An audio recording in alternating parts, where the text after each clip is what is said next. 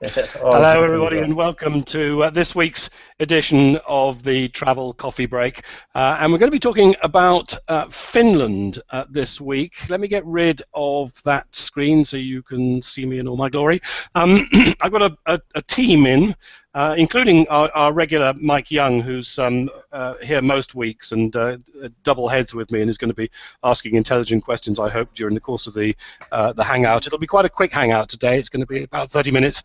But we're going to be talking about Finland, and in particular the experience of a group of bloggers, 47 in total, who've been there just recently. I've got a Nordic blogger experience. And I think the best person to describe exactly what Nordic blogger experience is all about is Ina, who's the founder. Quick Hangout today. It's going to be about 30 minutes. But we're going to be talking about Finland. Somebody can hear me in the background. Where's that coming from? Yeah, it's like Experience of a group. I think it's Ina. Have you got another window open with the Hangout in it? I hear like everything twice. Yes. Have you got another window open? Exactly. What the blogger experience is all about is Ina, who's the founder. Quick Hangout today. So, I'm just going to mute mine to see if it's me. Let's talking about Finland. Somebody can hear me in the background. Where's that? No, I think it's Ina. I can see her thing I going can there. close everything. I think it's Ina. Have you got another window open with the Hangout in it? Okay. I hear like everything twice. Yes. Have you got another window open? Okay. What I'm going to do is I'm going to mute you, Ina. Okay, now it's good. Okay. Sorry. Have you got it? Yes. I'm so sorry. That's all right. No problem at all. Okay. Ina, tell us what Nordic Blogger Experience is all about. It's a special and unique experience for international bloggers during the Nordic Travel Fair MATKA, and it has been now organized 2 times here in Finland in January. And it's combining the Nordic Travel Fair MATKA, presenting the countries from 19 different countries, 19 different parts of the world, and a seminar and workshop program, and a magnific tours around Finland. It's a great opportunity to both showcase Finland through the bloggers, and you had, I think, 47 bloggers there. Blogging in something like, was it 14 languages? Yes, that's true. We had 47 international bloggers as full board bloggers, but then in addition to that, we had almost 30 international bloggers who came on their own expenses as half boards. And in addition to that, we had more than 90 Finnish bloggers. So altogether, we had 170 travel bloggers participating in the event. Wow, that's a lot of focus. That's a magnifying glass on Finland. MATKA itself is, as you say, it's the trade. Well, it's not a trade show. It's a trade and consumer show. It's a travel show. It starts off as a trade show, I think, in the first sort of couple of days, and then it opens up to the public. So there's an audience of Finns or Finnish visitors who come in and will be exploring, what different countries offer. They'll be talking to travel agents, and they'll be even looking at some of the motorhomes that start that go on exhibition in later on in the week. But the point about this, what you're doing, is you're taking, bringing in these bloggers before it actually starts I think it was on the Wednesday last week it started, was that right? Yes. And basically touring them around various parts of Finland, then bringing them into the show, having them talk to everybody in the show, talk to the industry and anybody who's interested about blogging and about their experiences, and then I think afterwards some more of them or others went off on another set of trips around Finland. So how many trips in total did you do, and how many areas did you cover? We had 10 trips around Finland, and in addition to that, we had also 1 trip to Stockholm, to Sweden. And then we had also 2 days in Helsinki. One day where we had like helicopter tours, Helsinki on air, and then on Friday we had like 5 different programs simultaneously, so that we could serve all the different needs of bloggers, because of course we had different bloggers who some are interested to food, some are interested of outdoor living. So we are trying to, even though it's a big group of bloggers, we are trying to serve different content for each blogger. That brings us to Shane Dallas, who's otherwise known as the Travel Camel, and instantly recognizable because of his hat. Shane was delivering one of the keynote speeches at MATKA, but I think you were there on one of the early pre-MATKA fam trips up north. Did you go up north? Yes, I went up to Enontekiö, which is the far northwest arm of Finland, and it only has 0.2 of an inhabitant for every square kilometre. So you're looking at a very sparse area, and I did an interview on Dubai Radio about it, and I just tried to describe it. I said, imagine an area twice the size of the Emirate of Dubai with a population of 1,800 people. Wow. Yes, that is, yeah. And of course you would recognize that instantly, because what I didn't say is that Shane actually is based normally when he's not traveling in Dubai, and has just arrived there as of about half an hour ago, I think. Is that right? Yes. Yes. Let me turn to Michael Turtle, aka Turtle, or Time Travel Turtle is actually your blog, isn't it, Michael? You also went. Where did you go in terms of pre-fam trips? Yeah, I went on one of the post-tour trips. I did the couple of days in Helsinki that you mentioned, but then after the conference I went to a place called Espoo, which is spelled E-S-P-O-O. It's not Espoo, as I learned the hard way on the first day, but Espoo. And it's I have to say, it's a little bit weird. They say that it's Finland's second largest city, but really it's 5 minutes drive from Helsinki.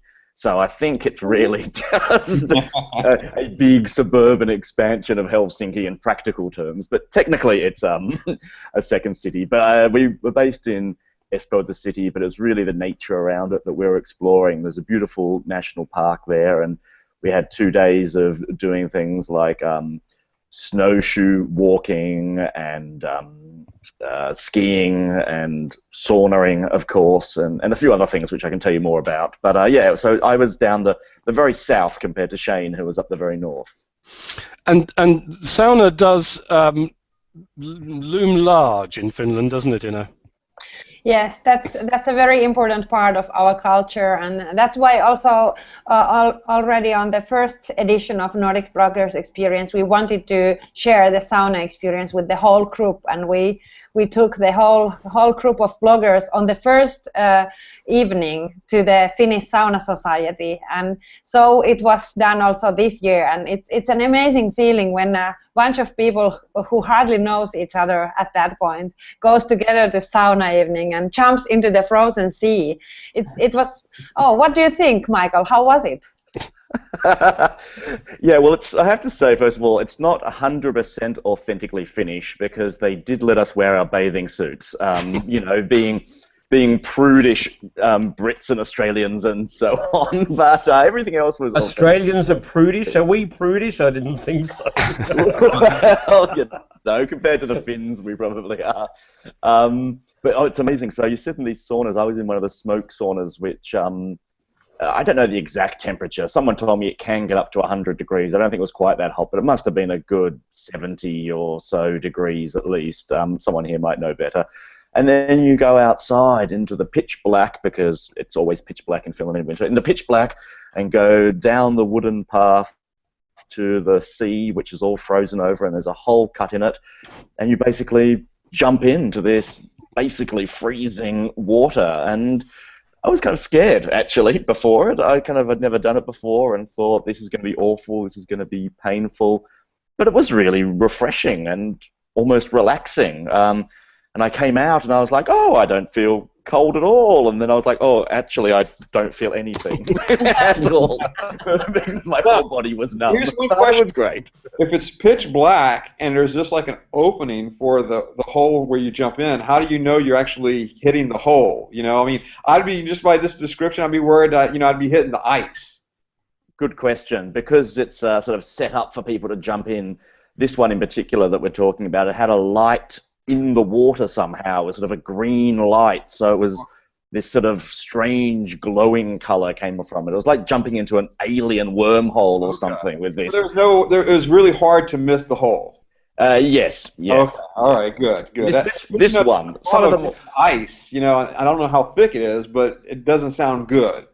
No, some of the more traditional ones, someone might be able to explain, I think are a little bit more like that, where, you know, some guy's just gone and carved a hole in the lake next to his cabin, and they probably are a bit scary, those ones. And you must have one at your cottage, surely, something like that? Yeah, something like that. I couldn't go to that evening because my keynote speech was the next morning and I needed to rehearse. But up in Heta in Enontekiö, which is the largest city in the area of 800, I did the alternative, which is I was naked because I was on my own, so I couldn't be prudish about myself.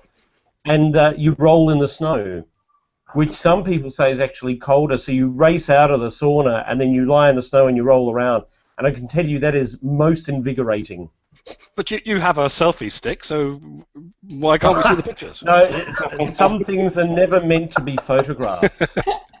Actually, it is a good question of Mike's, because it suddenly triggered a thought in my mind.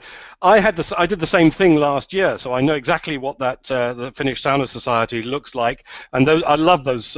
There's actually about, I think Ina will remind me, but I think there's about 8 different saunas, and some of them are, you know, smoke saunas, and some of them are electric saunas, and they have different temperatures and so on. And I was desperately impressed with those people who were brave enough to go down the path and jump in the sea, as Turtle did. And in fact, there's an excellent video that I think Nadine Prober shot of, and it's Sebastian and all sorts of people diving into that hole in the ice. But my thought was, having not done it, how can you be sure that you're not going to get caught underneath the ice? I mean, it's not, you know, it's quite a large area, but how deep is it? Could you feel the bottom? Not really. You cannot really feel the bottom, but you cannot go under the ice. Of course you can if you dive under the ice, but not like accident. There's no current or anything that's going to. No. It's very safe, I would say. Okay. And most of the people, they just go in and then they like knee and then they come up.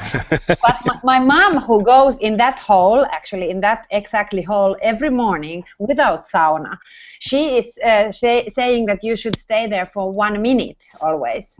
But maybe that's the reason that she has escaped now for 3 weeks to Nice to swim in the Mediterranean Sea. So it is. I mean, we're joking about it, but sauna is there all the time in Finnish life, and you'll find it in pretty much every hotel you stay in, and opportunities all the time, and it's something which I think you have to really try out if you're a visitor, because for many Europeans, Brits, Australians, it's not an intuitive thing. I mean, people feel uncomfortable about it. They feel uncomfortable about the etiquette, and they're just really not sure. But actually, it's an incredibly socially bonding process, isn't it, Ina? Yeah, I think it is, and I think maybe the whole thing, like one of the themes also for Nordic Bloggers Experience, the tours this year, was silence, please. And I think that that's one part of the Finnish culture, which is like nowadays when the life is so hectic and everybody are just like running around and Googling and tweeting and everything all the time. So it's very nice to go into the sauna. Actually, if I think like my relationship, like with my husband, that's sometimes the only place where we can spend like even like 3 hours just chatting with each other, and no one is having like a mobile phone in the hand, or just we can just concentrate to that moment. And I think that's one of the most nicest thing in the sauna culture, that's for that moment. Sometimes you go there for just to be silent, sometimes you have a nice discussions there, and like in the sauna society we have the nice room with the fireplace so that you can go and have something to eat in between. So it's really like a way to spend time and to be with yourself or with your friends or with your family or even with your clients. So in Finland, that's what we did also this year in NBE. We brought some like travel trade professionals also to the sauna. So there was really the opportunity to meet some important people also during that evening. Excellent. One of the other aspects that's unique to Finland, particularly this time of year in particular, is you've got the Arctic Circle where Shane was based at the start of the week, and with it the Northern Lights. Now it's a very good time for the Northern Lights at the moment, isn't it? We've had a lot of solar activity. Shane, I think you were taking photographs. I was in minus 32 degrees until my camera packed up. In fact, there were 4 of us in the group, and all our cameras froze. They had ice on them, but it was an extraordinary experience. Extraordinary. It felt like a dream, because coming from Australia, the Northern Lights are very, very far away. And I was there for a week, so actually I arrived before the pre-tour so I could walk around and photograph some more. And we only had one clear night. But it's just the luck of the thing. That's why I say if people go to Lapland, don't go for 2 or 3 nights. Go for a week or go for longer. Because not only do you really love the silence and the solitude and the serenity, it's also a better opportunity to see the lights. And it is quite remarkable how quickly they appear, and they dance and they swirl and then they disappear again. It's very hard to explain it, but it is something that is one of the greatest things I've seen.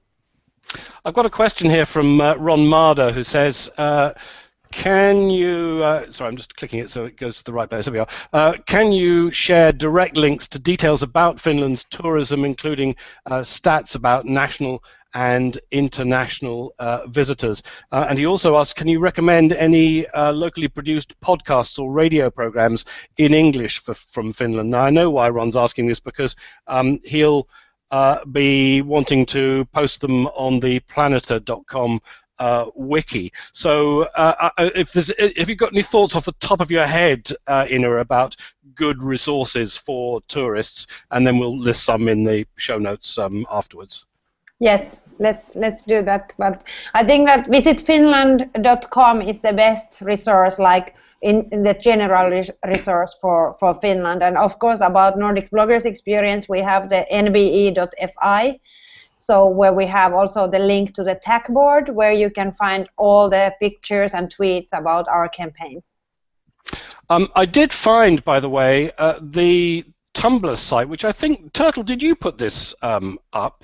Where is it? I'm not sure. Are you seeing it there? I've just got to get back to the right window now. Oh, yeah. Well, you've got me at the top there. But, yeah, let me just let's see, fix it there. This is the Tumblr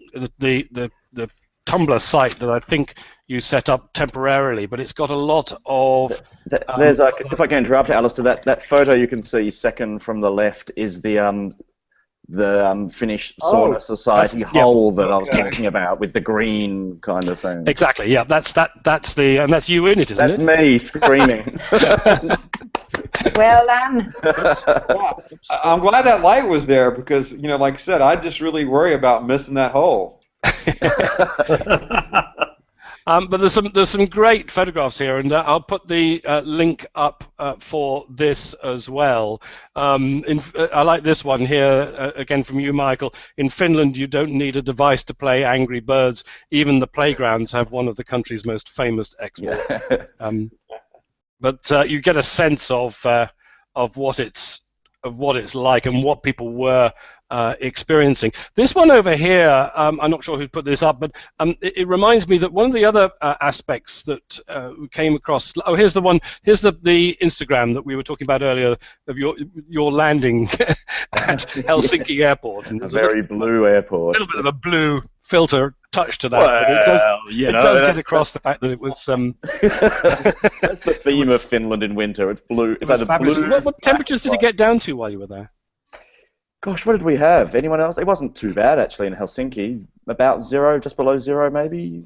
It was -4 or 5 yesterday. We had snow. Up in Lapland, we dropped to -40, and I can tell you that you can feel that. -40, you can feel that temperature. Yeah. What does it feel like? What does it feel like? It bites all over you. So we'd seen on the phone that it had reached -40. So I thought I want to try this. So I wasn't wearing much, and I stood out onto the balcony, and it as if all your skin is alive very quickly and prickly very quickly. So you don't want to stay out there for too long in too little at -40. I don't know how people would ever do a dip after a sauna in that temperature. I don't think it would be quite safe. There's a photo here that you've put in again, Michael. It's the sauna at the hotel you were at in Helsinki, and it just makes the point about how there's always a sauna, and many of them are actually, as in this case, rather nice and with views of either the local terrain or in this case the cityscape. Looking at this one here reminds me that the coast of Finland is just uber dramatic. In this case, I'm not sure if this is a winter photograph because the sea isn't frozen, but there are two really good things about it. Firstly, you have a huge number. It's very picturesque. You have a huge number of islands in the archipelagos that run up and down the coast, and it's also very close to everybody. I hadn't realised how close it was to Estonia and Latvia, and of course you were running this trip down to Stockholm. Yeah. Yeah, it's the archipelago. It's very big part of our coastal line, and that makes our nature there very rich. And actually, that picture with what you were showing, it was taken during the pre-tour because it has been so warm that the sea there in Åland, which is nearly middle of like Sweden and Finland, it's not frozen.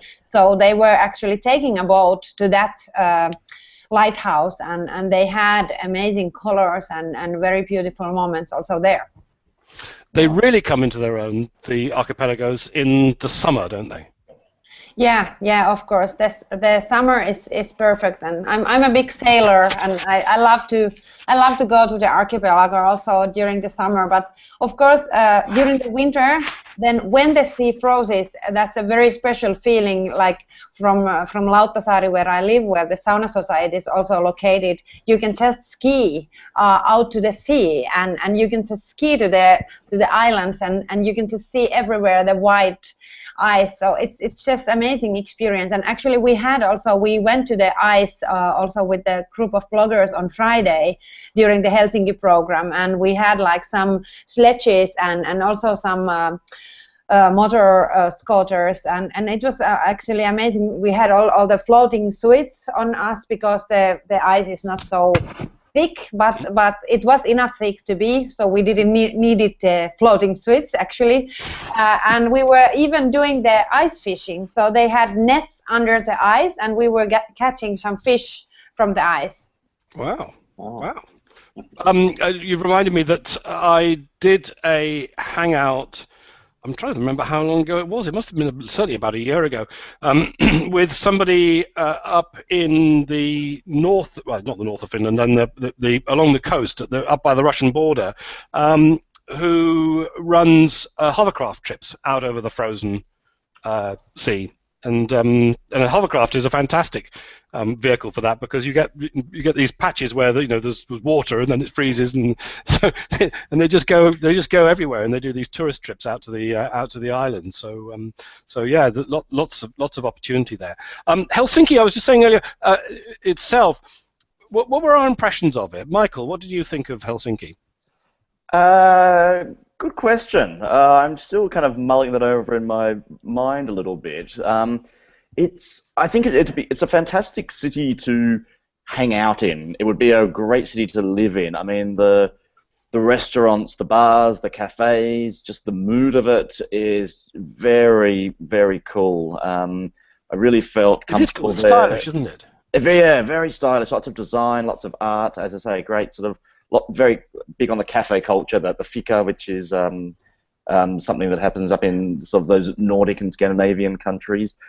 If I'm completely honest, though, a friend was asking about it yesterday, and I was like, I don't know why you would go there as a tourist to see things, though. It's not a Paris or a Rome in the sense that you go there and you see the sights. I don't think Helsinki has a lot of sites. It has a few very beautiful buildings, like a cathedral and so on, but I think it's one of those destinations you go to just to sort of be there and enjoy it and feel cool and designy and enjoy the lifestyle. If you were interested in fashion, for example, and style and things like that, then a shopping break, something along those lines, would be definitely in Finland. I mean, they have some fantastic design houses. Mm. Shane, from your point of view, what were your thoughts on Helsinki? I spent yesterday touring around, walking around, and it is a very interesting city. It's very chilled, literally, especially when it gets below zero. It is very stylish. It is also relaxed. It's a relaxed, and it feels very safe. You don't feel that there's any threat coming from anywhere whenever you walk through it. I loved how they've restored some of the old buildings. I stayed in 2 different hotels, which were formerly buildings that served different purposes, and in one case it was a jail, and they've been renovated to these modern 5-star hotels, and they do it so very, very well. So they've kept the history that they have in these buildings and have developed it. And yes, there's lots of shopping precincts. I walked through all of them, and of course in the snow it looks especially magical. That said, Ina, if Michael went back in the summer, would he change his mind on Helsinki and think it was one of the most beautiful places he's ever been? I didn't say it wasn't beautiful. It is beautiful.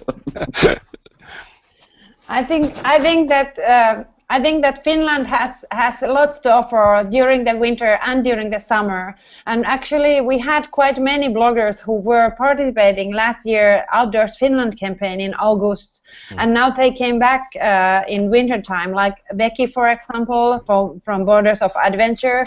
I was hoping was going to join us this evening, but. And also Lawrence Nora Lozula, and his pictures from last August has gathered amazing audience, and now he's just in Lapland or in northern parts of Finland and catching again wonderful pictures, of course. So I believe that at least all the bloggers who came during both of the winter and summer, even Keith Jenkins, he has also visited Finland before in summer, and Vaka Brothers. So there are lots of material already now which prove that it's like a different country, and you really have to come during the summer and during the winter to experience the country totally. Yeah, I fancy a road trip in the summer. I think that would be really, really good along the King's Road up the coast towards Sweden, that kind of thing. My other thought on Helsinki, and I've said this to you before, Ina, is that I think that one of the best things about Helsinki is what we were talking about earlier. Its proximity to those other destinations, so you can very easily, literally as an afternoon, well, not quite an afternoon trip, a day trip, you can get on the ferry and zip across in a couple of hours to Tallinn, have a great time there, and come back. So I think you could make a really good winter break in Helsinki by pairing it up maybe with other destinations as well. But I love it anyway. I think it's a fantastic city. So just finally then, because we're going to come to an end in a moment, Turtle and Shane, your very best things about the time that you were out there, when you're having that conversation that you were having with your mates, what's the one thing you go, oh, but this was fantastic? Well, I'll say 2 things. The first thing was the chocolate, because I've come home with this enormous stash of Finnish chocolate, and I'm surprised it hasn't all been eaten yet. So, no. So in a general sense, I mean, I'll say two things. The first is the food and everything. I mean, the seafood they have there, and the sweets and the drinks is absolutely amazing. I love that. I came home, I think, about 10 kilos heavier than when I left. But secondly, just in a very general sense, again, it was the outdoor activities on the snow. I mean, it's quite unique. You can't, whether you're British or Australian or probably from most of the world, you can't just go literally 10 minutes from the center of the capital city and be cross-country skiing for free. There are free ski tracks where you just go and you ski along with everyone else. Snowshoeing through the forests to frozen lakes, and did some curling on a frozen lake one afternoon, and it's all so accessible and so easy to do, and that's a really, really sort of healthy, fun, fresh activity that is extremely cheap and extremely accessible in Helsinki, but not in many other countries. Shane? Yes, well, Michael took my chocolate and food because I agree. I thought the food, especially the seafood there, was excellent. And those chocolates are wonderful. For me, it is the outdoor activities. Also, Michael mentioned the word fresh, and once you head out, the freshness of the air and how clean the air is very apparent when you're travelling through there. For me, the highlight, as much as I loved seeing the Northern Lights dance across the sky, it was the husky sledding. To sit in a husky and mush a husky and stand on the sled and move it along, and to be in this beautiful, wonderful white wilderness with the slight colour in the sky because there's only a couple of hours of daylight, and with these beautiful huskies. We had a team of 6 wonderful dogs. There's something very special. It's as if you're connecting with nature in a very intimate way.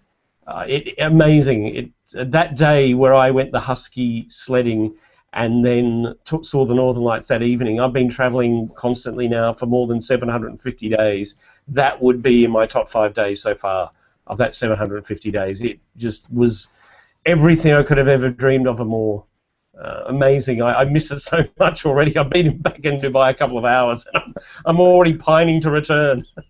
Wonderful. I would recommend everyone do it. And don't be put off by the cold. And that's the one thing I want to say. I come from Australia. I lived in a subtropical climate, Brisbane, southeast Queensland, for 30 years.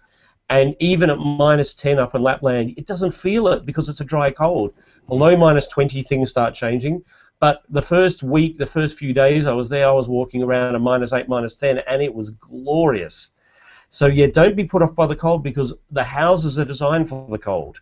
And the clothing you get in a lot of these tours, the husky operator and the snowshoe, they will lend you the clothes so you don't have to go buy them.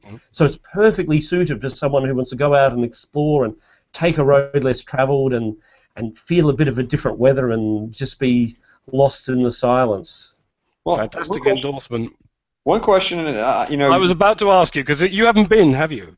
No, I have not been. I've been to Denmark and Sweden, but I have not been to Finland, and I have not been in the wintertime. Appetite whetted? One thing that both you guys mentioned was the seafood. And coming from South Louisiana, I'm very curious about the seafood. I know one thing, the Swedes eat crawfish. And I don't know if you guys eat crawfish also there in Finland. I'm not sure. But describe what seafood was available. I'm very interested in this. I think that the seafood what Michael and Shane are talking about is mainly salmon, prepared different ways, because during this time of year we don't eat the crayfish. We eat them in August, September. That's the season for crayfish. But the seafood in Finland and in Helsinki is definitely very different to Louisiana. I'm sure for that. So so we mainly eat like the whitefish and salmon, prepared different ways. Like during the winter time, lots of soups, and even the one of the groups on a post tour, they even did the fishing, and then they prepared some soup from that fish that they got catched under the ice. Yeah, one of the best things I had on my trip was, it was salmon, but it was sort of a a big fillet of salmon that was nailed with wooden nails into a wooden block and then left about a meter or half a meter away from an open fire for an hour. And it's there is a name for it. Ina can probably help me with the tech. Loimulohi. Okay, yeah, hoi polloi, that's what it is. But essentially, it's kind of a little bit like smoked salmon, but it's also cooked just very slightly, and it melts in your mouth. Oh, it's so good. Yeah, my best meal was a salmon. It was a salmon casserole. It was described that, but reminded me of a salmon oven baked with potatoes, and the quality of it, 10 out of 10. It was a phenomenal meal, and all the fish meals I had throughout Finland were excellent. Couldn't fault any one of them. But that salmon casserole was magical. Yeah, I could go for another half hour about the food if you really wanted to. In the summer and fall, are there more shellfish available, or is it mainly just the salmon, the whitefish, the salmon, and then the crawfish, or is there other shellfish available as well in the summer and fall? Not really. We like oysters and things like that. We don't have them here in Baltic Sea. Of course, we can have them buy from the source, but that's nothing local. Yeah, no, I was looking for stuff that you had fresh there available. I was just like I said, real curious. So interesting. Speaking of fresh, I was in Finland during the summer last year with that campaign that Ina mentioned earlier. We went to a tiny little island off the west coast. It was an old seal hunting island, and all the huts were still there. The seal hunters had left them, and someone had been out catching fish that morning, brought them in, smoked them in a hut for a few hours that morning, and then quite literally took them from the hut and gave them to us, and they were still warm from the smoking, and you sort of just broke them open and ate them. But I don't know what kind of fish that would have been. What would that have been? Some kind of whitefish. Yeah, you have many kind of fishes that you can smoke and eat like that.